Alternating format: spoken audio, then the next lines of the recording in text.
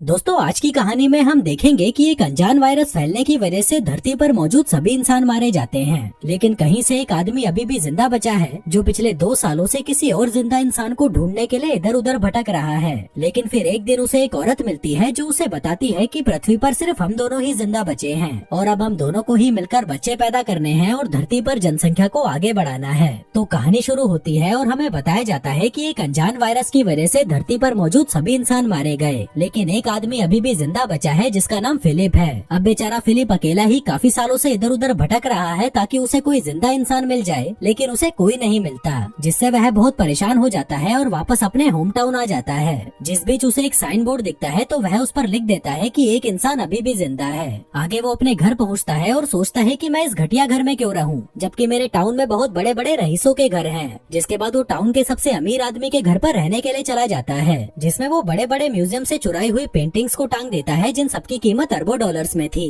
लेकिन जब फिलिप का इससे भी मन नहीं भरा तो वो वहाँ पर इजिप्ट की मम्मी का ताबूत उठा लाया और एक डायनासोर का सर भी उठा लाया जिसको वो अपनी डाइनिंग टेबल पर सजाता है। फिर रात को सोने से पहले वो ऊपर वाले से बार बार हस्त मैथुन करने के लिए माफी मांगता है जो वो पिछले 2 सालों से कर रहा था। फिर अगली सुबह वो टॉयलेट जाता है लेकिन उसमें पानी नहीं आ रहा था, तो वह अपना पिछवाड़ा धोने के लिए बहुत सारी बिस्लेरी की बोतल उठा लाता है। फिर पेट खाली करने के बाद उसे भूख लगी थी तो वह एक सुपरमार्केट में जाता है जिसके दरवाजे को खोलने की बजाय वो उसे बंदूक से उड़ा देता है। फिर अंदर आकर वो अपने लिए बहुत सारा खाना लेता है, लेकिन तभी उसकी नजर वहाँ रखी गंदी मैगजीन्स पर जाती है जिसको वह ठूस ठूस कर अपनी ट्रॉली में डालता है और वहाँ से निकल लेता है। रात को वह $10,000 की वाइन खोलता है और ऊपर वाले को शुक्रिया करता है, जिसके बाद वो 2 बार हाथ गाड़ी चलाता है और चुपचाप सोने चला जाता है। फिर अगले दिन फिलिप अपना टाइम पास करने के लिए घर के महंगे महंगे सामानों को बर्बाद कर देता है, लेकिन जब इससे भी उसका मन नहीं भरता तो वह एक महंगी मस्टैंग को एक सस्ती कार से भिड़ाकर विस्फोट कर देता है, क्योंकि वो बेचारा कब तक अपनी हाथ गाड़ी चलाकर टाइम पास करता।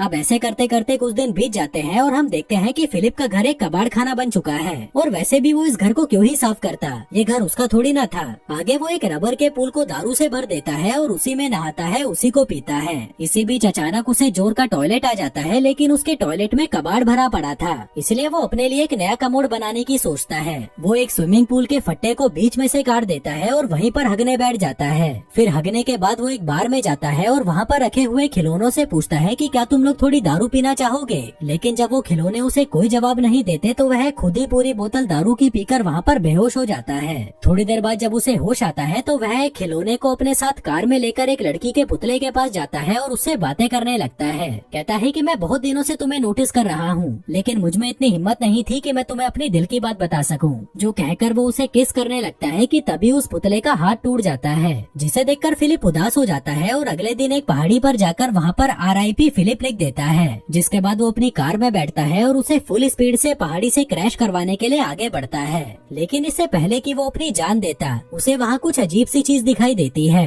वो जल्दी से अपनी कार रोकता है और देखता है कि पहाड़ के पीछे से धुआं निकल रहा है, जिसका मतलब था कि कोई इंसान अभी भी जिंदा बचा है, इसलिए वो जल्दी से उस धुएं की तरफ आगे बढ़ता है। फिर उस जगह पर पहुंचकर उसे एक कैंप लगा हुआ दिखाई देता है, जिसके साथ ही वहाँ पर एक लड़की की ब्रा भी टंगी हुई थी, जिसे देखकर वह खुश हो जाता है और उस ब्रा को सूंघने लगता है, जिसके बाद वो वहीं पर बेहोश हो जाता है। थोड़ी देर बाद जब उसे होश आता है तो वह खुद को एक खूबसूरत लड़की की गोद में लेटा हुआ पाता है, जो उसे कहती है कि मुझे तो यकीन ही नहीं हो रहा कि तुमने मुझे ढूंढ लिया, जो कहकर वो उसे किस करने लगती है। पर तभी फिर से उसकी आँख खुलती है और वह देखता है कि एक लड़की उसे CPR दे रही थी और वो दिखने में बिल्कुल भी खूबसूरत नहीं थी, इसलिए वह उससे डरकर दूर हट जाता है। वो उससे पूछता है कि वो खूबसूरत लड़की कहाँ गई, जिस पर वो लड़की, जिसका नाम कैरल होता है, कहती है कि तुम बेहोश हो गए थे और तुमने अपने कच्चे में सुसु भी कर दिया था, इसलिए मैं तुम्हें CPR दे रही थी। फिलिप कहता है कि मैंने सुसु नहीं किया, ये पहले से ही गीला था, जो कहते हुए वो उसकी तरफ बढ़ने लगता है, जिससे घबराकर कैरल अपनी बंदूक निकाल लेती है। कहती है कि पहले तो मेरी ब्रा नीचे रखो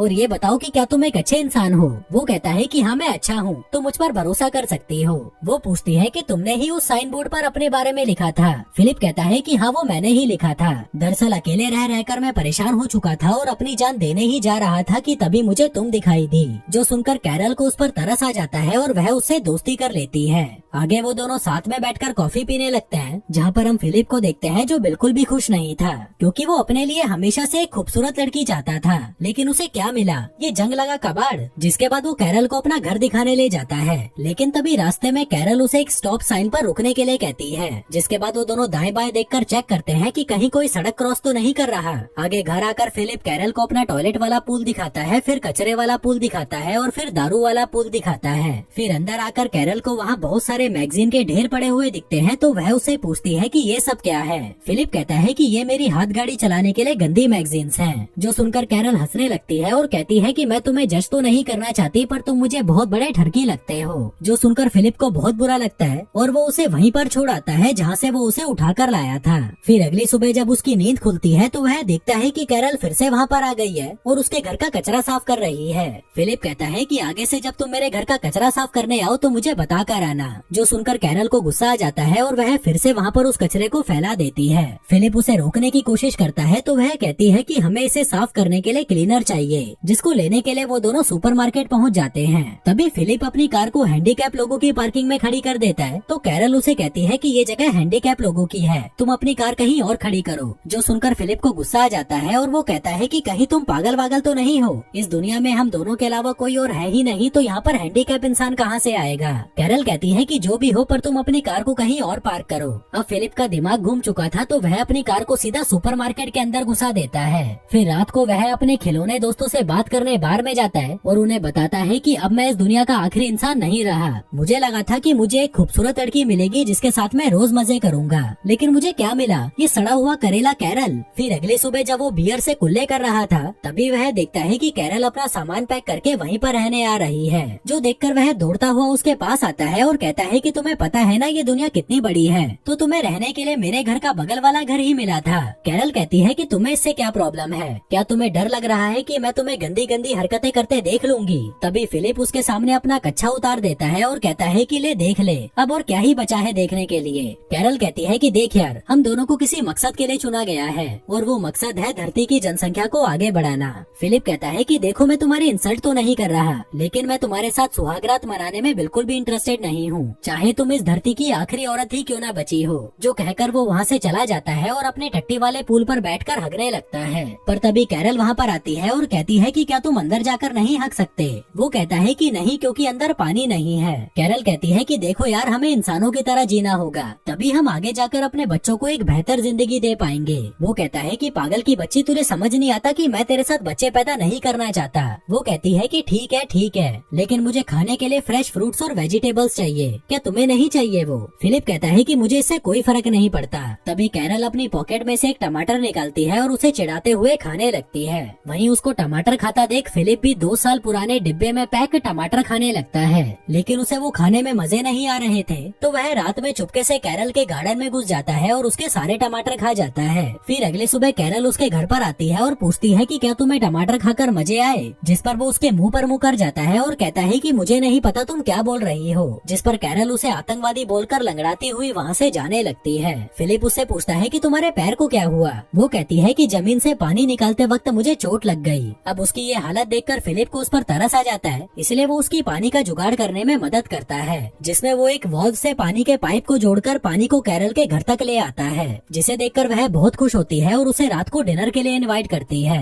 फिर रात में डिनर के दौरान कैरल फिलिप को बताती है कि तुम्हारे औजार को देखकर मुझे पूरा यकीन हो चुका है कि ऊपर वाले ने हमें धरती पर जनसंख्या को आगे बढ़ाने के लिए मिलवाया है। फिलिप कहता है कि ठीक है, अगर तुम इतना ही जोर दे रही हो तो आज रात को हम कर ही लेते हैं। कैरल कहती है कि नहीं, मैं तुम्हारे साथ तब तक सुहागरात नहीं मनाऊंगी जब तक तुम मुझसे शादी नहीं कर लेते। जो सुनकर वह हंसने लगता है और कहता है कि तुम मजाक अच्छा कर लेती हो। वो कहती है कि नहीं, मैं मजाक नहीं कर रही, क्या तुम ये चाहते हो कि इस धरती पर पैदा होने वाला पहला बच्चा नाजायज हो। फिलिप कहता है कि तुम ये शादी क्यों करना चाहती हो, जबकि इस चीज का कोई मतलब नहीं है। वो कहती है लेकिन मेरे लिए मतलब है, अगर दुनिया खत्म हो गई है तो इसका मतलब ये नहीं कि हम अपने रीति रिवाज भूल जाएं। अब फिलिप को किसी भी हाल में उसके साथ इंटीमेट होना ही था, इसलिए वो उसके साथ शादी करने के लिए मान जाता है। कैरल कहती है कि पहले तुम मुझे अच्छे से कहो अपने घुटनों पर बैठकर, जिस पर फिलिप अपने घुटनों पर बैठकर उसे प्रपोज करता है और कैरल उसे हाँ बोल देती है। लेकिन उसकी हाँ सुनकर फिलिप को बिल्कुल भी खुशी नहीं होती, तो वह डिनर को आधे में ही छोड़कर वहाँ से घर चला जाता है। जिसके पीछे पीछे कैरल उसके लिए खाना लेकर आती है। कहती है कि तुम्हें पता है अमेरिका का राष्ट्रपति मर चुका है, इसलिए अब हम दोनों में से ही किसी को राष्ट्रपति बनकर देश की कमान अपने हाथों में लेनी होगी। वहीं फिलिप जो उससे बहुत ज्यादा परेशान हो चुका था कहता है कि तुम ही बन जाओ राष्ट्रपति। वो कहती है कि मैं नहीं बन सकती क्योंकि मुझे लोगों के बीच भाषण देना नहीं आता। इसलिए उन दोनों की सहमति से फिलिप को राष्ट्रपति बना दिया जाता है। फिर अगले दिन कैरल स्टोर से अपनी शादी के लिए कुछ सामान लेने जाती है। वहीं फिलिप अपनी बैचलर पार्टी एंजॉय कर रहा था, जिसमें वो बहुत सारे टिश्यू पेपर्स को इकट्ठा करके उसमें आग लगा देता है। जिसके बाद वो फटे पुराने कपड़े पहनकर चर्च में पहुंचता है, जहां कैरल ने चर्च को बहुत अच्छे से सजा रखा था और खुद भी वो बहुत अच्छे से तैयार होकर आई थी। फिर शादी के दौरान जब रिंग पहनाने की बारी आती है तो फिलिप शादी की रिंग लाना ही भूल जाता है। दरअसल वो ये शादी करने में बिल्कुल भी इंटरेस्टेड नहीं था, जो देखकर कैरल गुस्सा हो जाती है और शादी को बीच में ही छोड़कर वहाँ से चली जाती है। तभी फिलिप उसके पीछे पीछे उसके घर पहुँचता है और उसे दरवाजा खोलने के लिए कहता है, लेकिन जब वो दरवाजा नहीं खोलती तो वह उसके दरवाजे को तोड़ देता है। फिर अंदर आकर वो देखता है कि कैरल ने अपने घर को बहुत सुंदर सजा रखा था, क्योंकि वो अपनी शादी को लेकर बहुत ज्यादा एक्साइटेड थी। जिसके बाद वो कैरल को देखता है जो सड़ी हुई शक्ल लेकर एक कमरे में बैठी हुई थी। फिलिप उससे माफी मांगता है और कहता है कि मैं सच में रिंग के बारे में भूल गया था, अगर मुझे याद रहता तो मैं पक्का लेकर आता। वहीं कैरल भी उसे माफ कर देती है। जिसके बाद वो दोनों अंगूठी लेने के लिए एक ज्वेलरी शॉप में जाते हैं, जहाँ से वो बहुत सारी अंगूठियाँ उठा लेते हैं, जिनको एक एक करके फिलिप कैरल की उंगलियों में पहना देता है और उससे शादी कर लेता है। फिर रात को जब सुहागरात मनाने की बारी आती है तो कैरल उसके साथ इंटीमेट होने की बजाय रात भर उससे बातें करती रहती है। फिर अगले दिन से कैरल भी फिलिप के साथ वो सभी चीजें करती है जिसको करने में फिलिप को बहुत मजे आते थे। जिसके बाद वो कैरल को अपनी एक्स गर्लफ्रेंड से भी मिलवाता है, जिसको देखकर कैरल को उससे जलन होने लगती है तो वह उसे उठाकर बाहर फेंक देती है। फिर खूब मौज मस्ती करके जब वो दोनों घर की ओर जा रहे थे तभी चौराहे पर उनकी कार एक लिमोजिन से टकरा जाती है। फिलिप जल्दी से उतरकर उस लिमोजिन को देखने जाता है कि कहीं उसमें कोई इंसान तो नहीं है, और तभी उसमें से मेलिसा नाम की एक खूबसूरत लड़की नीचे उतरती है, जिसे देखकर फिलिप के तो होश ही उड़ जाते हैं। वहीं कैरल भी मेलिसा को देखकर बहुत खुश होती है और फिर वो तीनों उसकी कार से फिलिप के घर पर जाने लगते हैं, जहाँ रास्ते में फिलिप मेलिसा को घूरे जा रहा था और उसको पटाने के लिए उसकी छोटी छोटी बातों पर खिलखिलाकर हंस रहा था। मेलिसा बताती है कि मैं वो टाउन के बाहर लगे साइन बोर्ड को पढ़ के यहाँ पर आई थी और पिछले 2 हफ्तों से यहाँ पर कुत्ते की तरह भटक रही थी, लेकिन मुझे यहाँ पर कोई नहीं मिला। जो सुनकर फिलिप सोचने लगता है कि मुझसे कितनी बड़ी गलती हो गई, ये लड़की तो कैरल से पहले यहाँ पर आई थी, अगर ये मुझे पहले मिल जाती तो मैं इससे ही शादी करता। तभी कैरल भी मेलिसा को बता देती है कि हमने भी 1 हफ्ते पहले ही शादी की है। जो सुनकर मेलिसा चौंक जाती है और कहती है कि यार तुम तो बड़े तेज निकले। वहीं ये शादी वाली बात फिलिप को बिल्कुल भी अच्छी नहीं लगती और इससे पहले कि कैरल उन्हें कुछ और बताती वो कार की बीच वाली खिड़की को बंद कर देता है। इसके बाद वो तीनों घर पहुँचते हैं, जहाँ मेलिसा उसके घर में लगी हुई महंगी महंगी पेंटिंग्स को देखकर हैरान हो जाती है और कहती है कि मैं बहुत थक गई हूँ, मुझे रेस्ट की जरूरत है। फिलिप कहता है कि तुम मेरे घर पर आराम कर लो, हम बहुत सारी बातें करेंगे और साथ में मिलकर खूब मजे करेंगे। पर तभी कैरल कहती है कि अगर मैं होती तो उसके घर में बिल्कुल भी नहीं रुकती, क्योंकि फिलिप इस घर के पूल का इस्तेमाल हगने के लिए करता है। जो सुनकर मेलिसा कहती है कि ठीक है, मैं अपने लिए कोई दूसरा घर ढूंढ लूंगी। फिर जाने से पहले कैरल उसे डिनर के लिए इनवाइट करती है, जिसके लिए वो मान जाती है।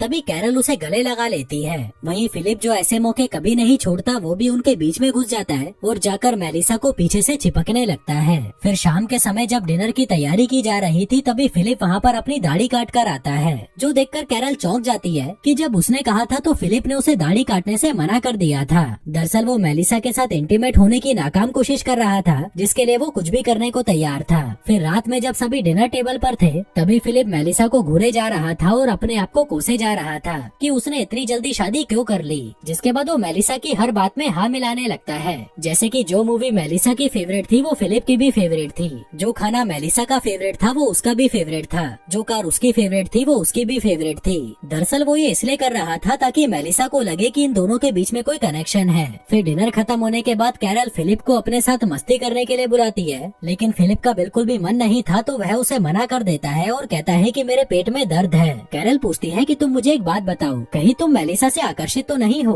वो कहता है कि नहीं, ऐसा कुछ नहीं है, जो कहकर वो सोने चला जाता है। तभी आधी रात में मेलिसा उससे अपनी बजवाने आती है, जिसे देखकर फिलिप कुत्ते की तरह उसके पीछे जाने लगता है। पर तभी उसे वहाँ कमोड पर बैठी हुई कैरल दिखाई देती है, जिसे देखकर वह बुरी तरह डर जाता है। फिर अगली सुबह मेलिसा फिलिप से मिलने आती है, जहाँ वो देखती है कि फिलिप एक्सरसाइज कर रहा था। दरअसल वो मेलिसा को अपनी बॉडी दिखाकर पटाना चाहता था। मेलिसा उसे बाहर बुलाती है और पूछती है कि ये सब सब क्या है। फिलिप कहता है कि ये मेरी तरफ से तुम्हारे लिए एक तोहफा है, क्योंकि मैंने तुम्हारी लिमोजिन जो तोड़ दी थी। वो कहती है कि तुम्हें ये सब करने की कोई जरूरत नहीं है। इसी बीच कैरल फिलिप को आवाज लगाकर अपने पास बुलाती है और पूछती है कि क्या तुमने मेलिसा को एक नई कार गिफ्ट की है। वो कहता है कि हाँ, क्योंकि मैंने उसकी लिमोजिन तोड़ जो दी थी। वो कहती है कि तुम्हारे पास ये सब करने का टाइम है, जबकि मैं तुम्हें 100 बार बोल चुकी हूँ कि मेरा दरवाजा ठीक कर दो, पर तुम्हारे पास इसके लिए टाइम नहीं है। अब मुझे नहीं पता तुम इसे कैसे भी ठीक करो। आगे कैरल मेलिसा को अपनी शादी की फोटोज दिखाती है जो उसने खुद ड्रॉ की थी। मेलिसा पूछती है कि अगर तुम दोनों की शादी हो चुकी है तो तुम दोनों साथ में क्यों नहीं रहते।